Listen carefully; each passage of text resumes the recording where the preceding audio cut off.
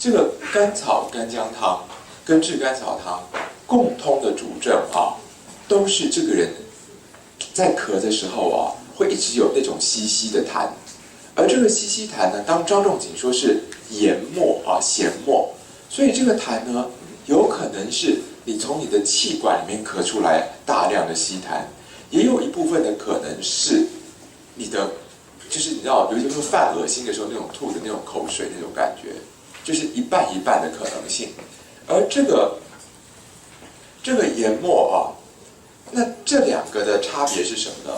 甘草干姜汤的特征是，你吐出来的稀痰很多，可是你的喉咙并不会觉得渴；而炙甘草汤的辩证点是，吐出来的稀痰很多，但是你渴得不得了。这样能明白吗？就同样是稀痰很多，一个是不渴，就正常的口渴，没有那个特别口渴的感觉；另外一个是喉咙整个都干掉，就很惨烈的喉咙干。这样子分辨认点可以吗？那么这两个的差别呢？甘草干姜汤，张仲景称它为肺冷；炙甘草汤，张仲景称它为肺微。也就是说炙甘草汤的那一种咳出来的痰涎很多，可是呢，它的痰涎的来路是因为它的肺部已经这个微缩的意思，它的肺部用我们今天的话来讲，就是或许多少是有一点所谓的纤维化或者是钙化的问题，就是它的肺部组织已经死掉了，风化了。那因为它的肺部组织已经没有功能了，因此本来要去灌溉它的肺的人体的津液就没有去的地方，然后就被挤出来，因此呢，它就会吐出很多很多的咸沫。可是它吐出这个很多的咸沫的时候，因为它的肺整个是干掉的，干干冷冷的，所以它的一直到喉咙都会干得很难过。这个是炙甘草汤，所以炙甘草汤在张仲景的方剂里面是一个有一点超过常识范围的滋阴方，它的那个滋阴药的那个地黄的用量非常的不普通。然后有一个版本的炙甘草汤，它的红枣是放30枚，就是你说我们说红枣会把药性集中在脉管里面，对不对？它等于把所有的药性尽全力压进你的脉管里面去，硬的打通你的脉管去滋阴。这样子一个看起来很温柔，但是以滋阴药来讲，算得上是就好像你那个叫什么弹簧弓那种东西，那叫什么十字弓，就是它的那个炙甘草汤的那个把滋阴药硬的补进去，就是你那个已经要钙化要纤维化的肺，我还硬的把水给你这样子压进去，让你重新复活就是硬的要泡发一个干掉的鱿鱼干货那种感觉的那样的方剂就是炙甘草汤。而甘草干姜汤呢，张仲景的这个干姜他会说稍微要烤一烤，而也就是说后代的人用甘草干姜汤，常常就直接药房就抓甘草跟泡姜。可是这个药法上我觉得不是很适合，因为呢，我们这个张仲景的用干姜是取它这个药很暖中焦，然后把你这个冷掉的肺烘暖。可是呢，现在药局已经泡成灰渣渣的那种泡姜已经不暖了，就是泡成焦炭一样的那种灰渣渣的东西呢，在中药里面都是拿来止血的，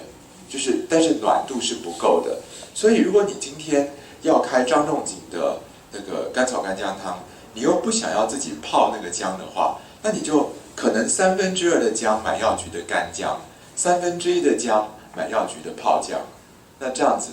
加起来的那个药效就跟张仲景要求的差不多了。而甘草干姜汤证它其实在现在的临床发现，它最好用的一个辩证点可能张仲景没有写，但是呢，临床上发现说，这个肺冷掉的人胸中大气不够的人他的那个热度不够，最会影响到人的是人的这个膀胱尿尿的功能。也就是说，甘草干姜汤证我们现在抓的最好用的主症是咳嗽的时候容易漏尿这件事，就是当你咳嗽容易漏尿的时候，甘草干姜汤会特别的有效。那至于是不是吐出很多很多的痰涎而不口渴，反而不是最主轴的辩证点。当然你吐出很多的碳咸而不口渴，也是甘草干姜汤症，这个没有错的。那么，那后面这个肺微的炙甘草汤症啊，就是你自己要记，就是现在幻想一下那个身体感以后，不要忘掉，就是它是一个你的那个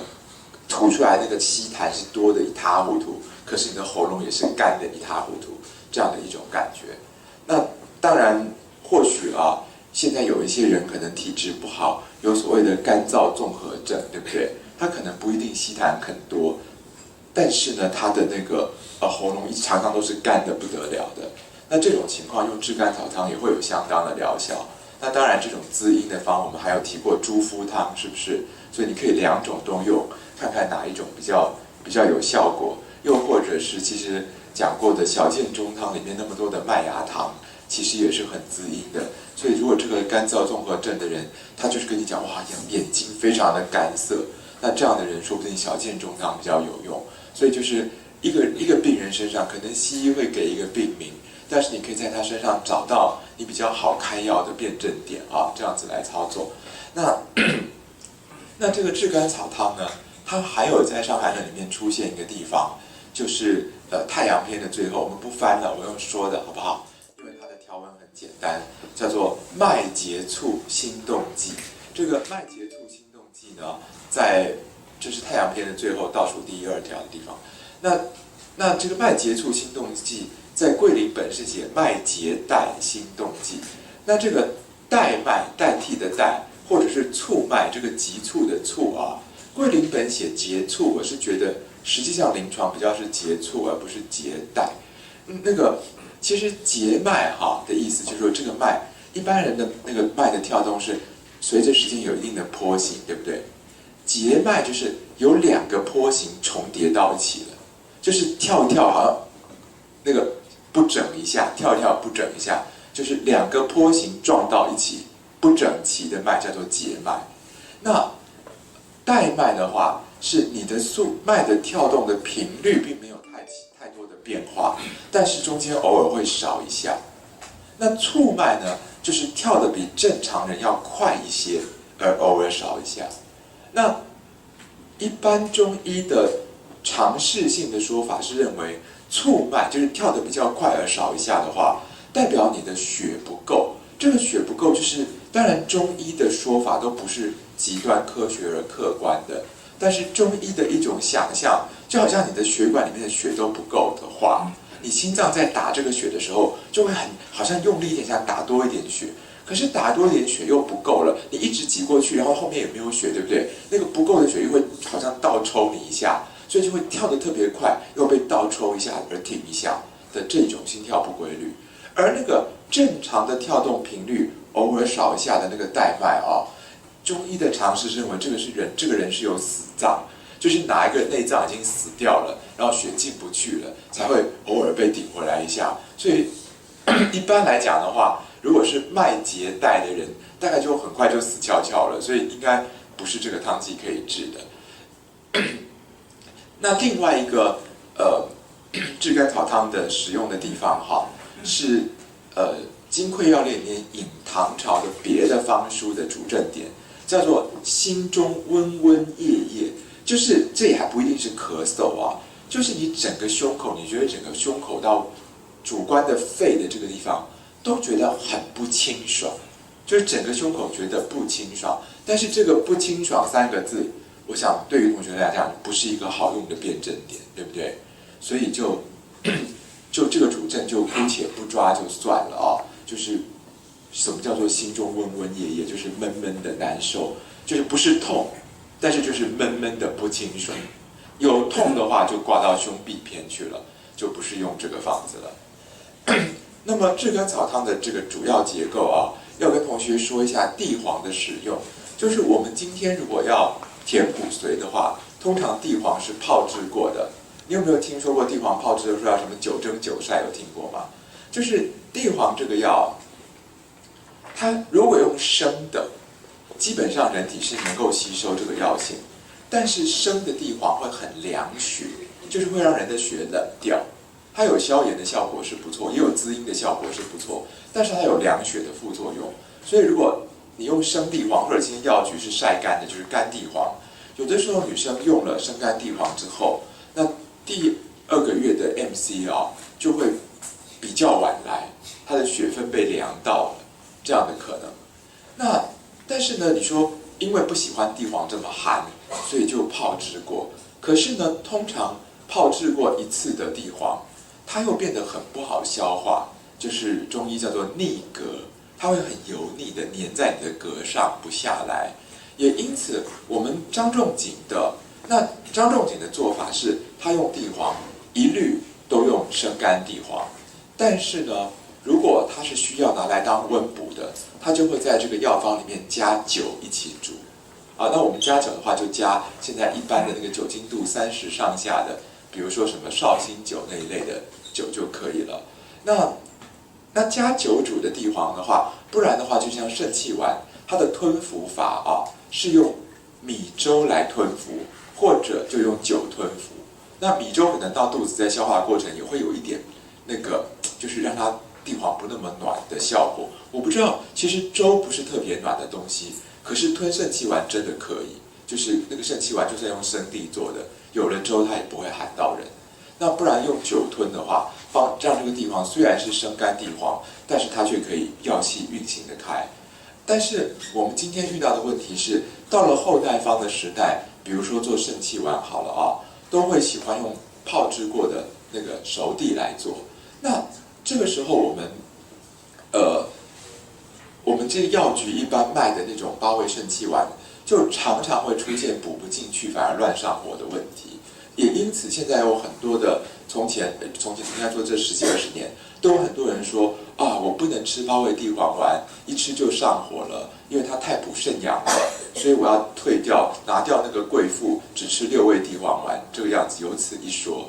那可是呢，这个故事情节是这样：8味地黄丸本来就是治上火的，对不对？它是引火归元的药，那越吃越上火，不是很奇怪吗？那6味地黄丸它本身就是3补3泻的滋阴结构，它并不会有那个地黄丸吃起来，因为地黄的泡制不够，所以你变成说，你如果要用熟地来做肾气丸的话，你那个熟地就要挑做得非常好的。熟地真的泡制到很补得进去的时候，看起来是灰灰不反光，好像路边的石头那样的质感。就是石头一样的那种黑黑不反光的质感，你那样亮亮的，就是泡制的不好。那炙甘草汤呢，它的主结构还是桂枝汤底就是有这个用桂枝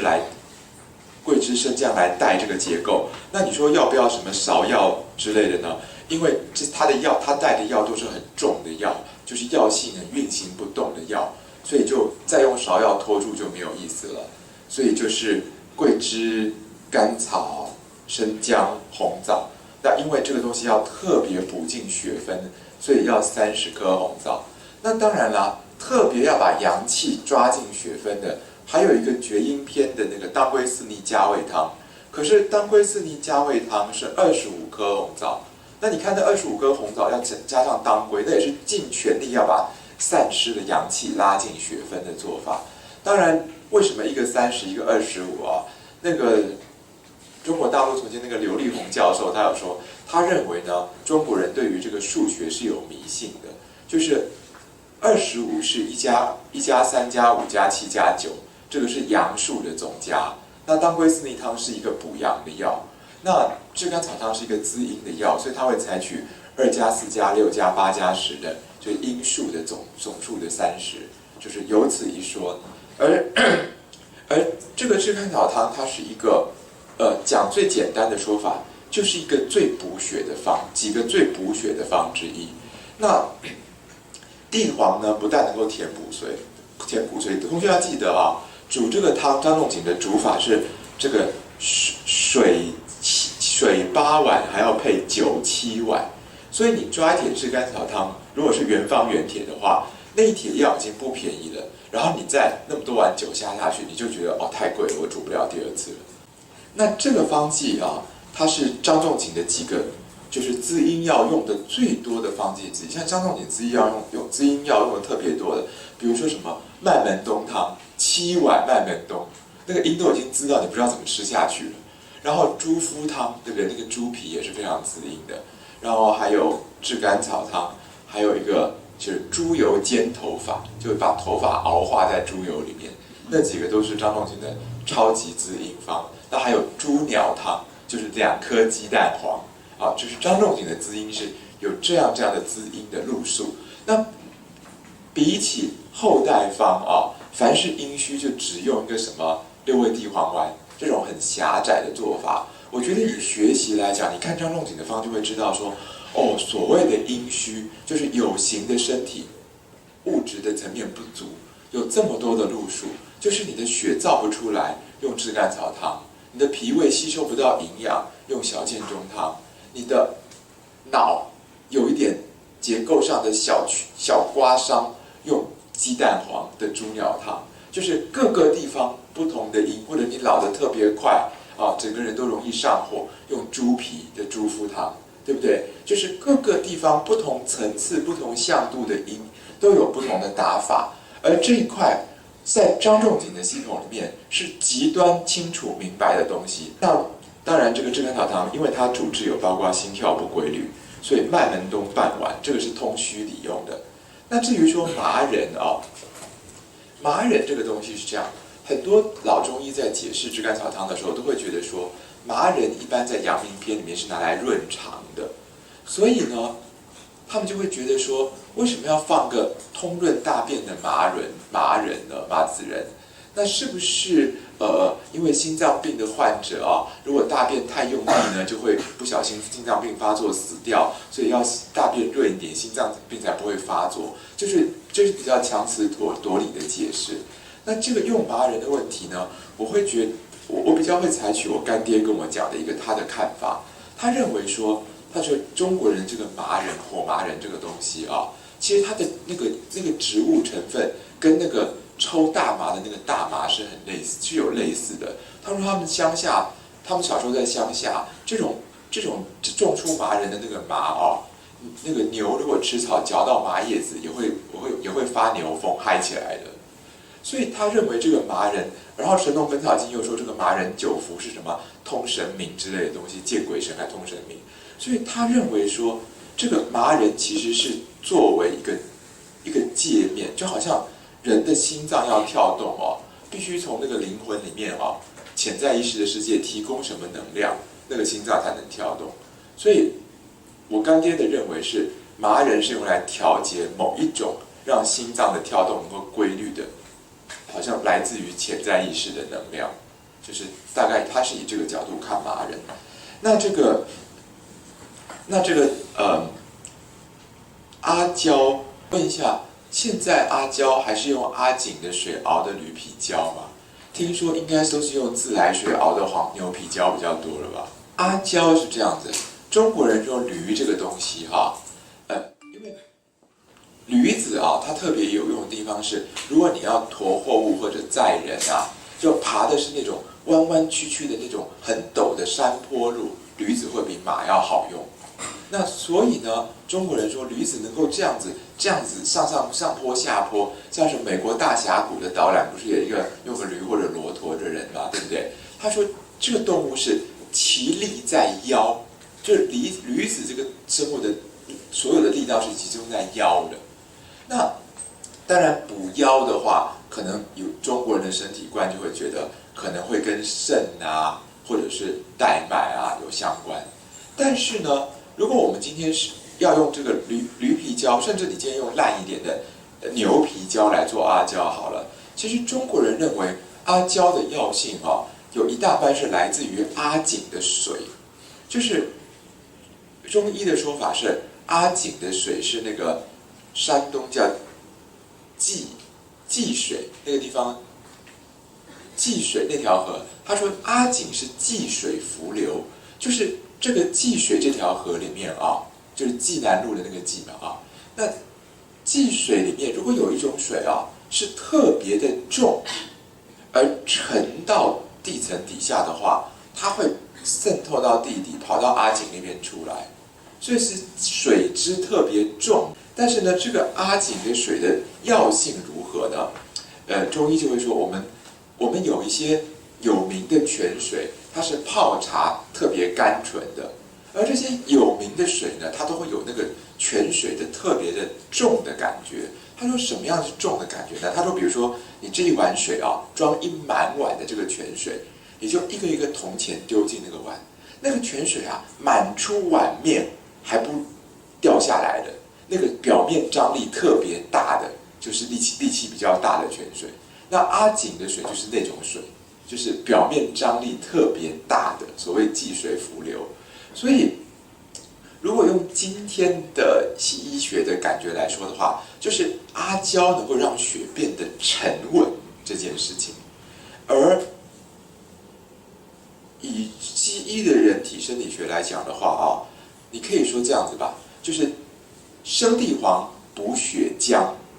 阿胶补血小板，附子补白血球，黄芪补淋巴球，就是大概这样子分吧啊，就是比较粗略的。那什么补红血球呢？生地黄补血浆，熟地黄造红血球，这样子讲。所以就是它这整个就是要把你的那个血的力道，就是血里面的就是阴分，什么红血球、血浆、什么血小板的那种东西，全部都提到最高，然后用30颗红枣把它束住，用桂枝把它推进去，就是这样子的一个让整个心阴，就是循环系统的这个血液，如果叫做心的阴的话，炙甘草汤是滋这个心阴。而因为它会硬的把这个阴补进去，所以呢，在肺部的组织开始钙化、纤维化的时候，它可以倒推回来啊，就是从这个当然，如果你觉得它倒推力道不够的话，那你再加一点牡蛎壳，帮助那个肺再软一点点这样子。那炙甘草汤呢，因为很能够养血嘛，当初在台湾大推那个炙甘草汤的那个陈度仁老中医啊，他就说女生就是要吃炙甘草汤，就女人哦，他说女人的血里面其实有不干净的东西，然后有很多就是大家都会什么要调淤血啊，用四物汤啊，他说其实女人要治血里面不干净的东西，一定要用炙甘草汤先补血，他说血要补满了才能把血毒挤出来，不然的话你的血没有补到满的话，你要让血里面变干净非常难。所以他认为说，女人调身体，就是你要先看自己有没有炙甘草汤症。当然，心跳缺洽那个好像不容易抓，对不对？但是痰多而喉咙干，说不定就可以抓了，是不是？就是你要先把你这个缺血的问题补满起来，然后其他东西才会好调。所以它某个角度来讲，也是虚劳药里面的血虚药。那像暂时性的血虚劳，比如说当归补血汤，它把黄芪的那个能量让当归拉到血分，那个补血的感觉是那个让你的那个本来啊，因为人的红血球用旧了就会被肝脏跟脾脏分解掉，但是呢，当归补血汤一下去啊，那个红血球就会变成身体觉得说还可以再用，就是把一个红血球让它有2个红血球的力气啦，这种感觉，所以它并没有真正的让你去长血。但你如果要说当归补血汤不生血嘛，那也不尽然。因为你喝了之后，如果能够被它打挂掉的话，进入自我疗愈模式，去狂睡就狂睡好几大觉，那个狂睡好几大觉的时间，还是骨髓在造血的，所以它是比较间接的。那炙甘草汤的话，就是所有需要造血的原料，那种矿物质啊、铁质什么，这些都已经像地黄这个药，是据说是这块农田啊，如果种过一次地黄，10年都种不好别的东西。因为土里面的地的那个精华都被地黄吸干了，就是然后接下来要先种麻还是什么东西，就是要种那种随便种都养得活的，然后把它种死了，然后再种什么再种死了，然后10年才把那个土再长回来。就是地黄是这样，就是它里面的矿物质，就是各种你人体需要的矿物质是非常多的。那但是呢，这个所谓人体需要的微量元素这种东西，像我有一个中医药大学，但是是拿西医执照的朋友啊，他就说你们为什么能够就说你们中医为什么敢吃地黄呢？他说地黄不是有很多重金属吗？这应该对肾脏超不好的，吃了肾脏就会被搞坏才对吧？然后我就说在中医地黄是补肾药，他说真的吗？怎么可能？啊，因为重金属太多了，应该很伤肾才对啊。所以这是同一件事情，大家两个看法都不能说不是事实，对不对？但是大概是这样的一个感觉。而那个成都人老中医，他在推这个炙甘草丸的时候，他也说，女人呐、吃了炙甘草丸又能丰胸，然后血补足了，阴道又会变紧实。他说又丰胸又让阴道变紧实，他说这是美容之宝啊，就是反正这也是推销辞令啊，姑妄听之。那我们现在因为煮药也比较懒得煮啦，所以就都是久泡一层地黄，然后拖药局做药丸了。那但是这个长血的药啊，我说一般般熬夜几天觉得血不够，或者我今天月经啊好像有点血崩的感觉，那都是用当归补血汤嘛，因为当归补血汤是又能够让你觉得精神变好，因为血不够的时候人会发燥热，就立刻止那个燥热是当归补血汤的效果好，不是炙甘草汤。那但是呢，当归补血汤同时又有那个黄芪的好像巩固一个人的人体的那个气的那个模子，让你不要血崩的效果。就当归补血汤本身就是止崩漏的，